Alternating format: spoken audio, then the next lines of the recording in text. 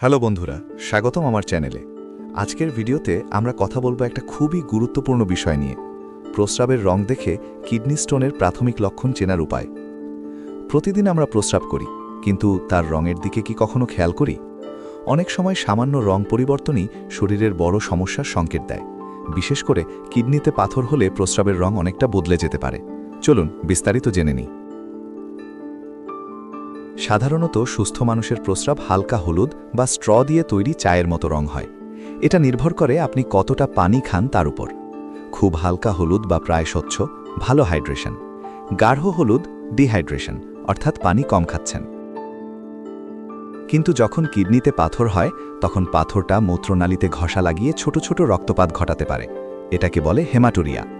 এর ফলে প্রস্রাবের রং হয়ে যায় গোলাপি বা হালকা লাল, উজ্জ্বল লাল, বাদামি বা কোলা রঙের, চা কফির মতো। কখনো কখনো রক্ত এত কম থাকে যে চোখে দেখা যায় না, শুধু ল্যাব টেস্টে ধরা পড়ে। তাই প্রস্রাব লালচে বা গোলাপি দেখলেই অবহেলা করবেন না।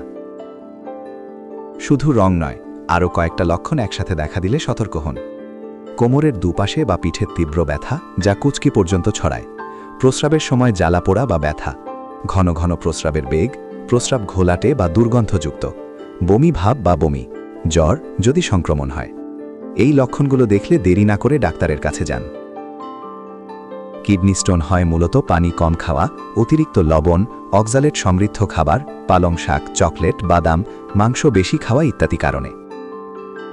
প্রতিরোধের সবচেয়ে সহজ উপায়, প্রতিদিন ৩-৪ লিটার পানি খান। প্রস্রাব হালকা হলুদ থাকলে বুঝবেন আপনি ঠিক আছেন।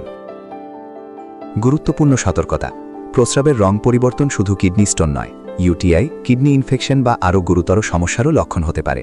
তাই নিজে নিজে ডায়াগনোসিস করবেন না, অবশ্যই ডাক্তার দেখান এবং প্রয়োজনে আল্ট্রাসাউন্ড বা ইউরিন টেস্ট করান। ভিডিও ভালো লাগলে লাইক করুন, শেয়ার করুন এবং চ্যানেল সাবস্ক্রাইব করে পাশে থাকুন। কোনো প্রশ্ন থাকলে কমেন্টে জানান। সুস্থ থাকুন, সচেতন থাকুন। ধন্যবাদ।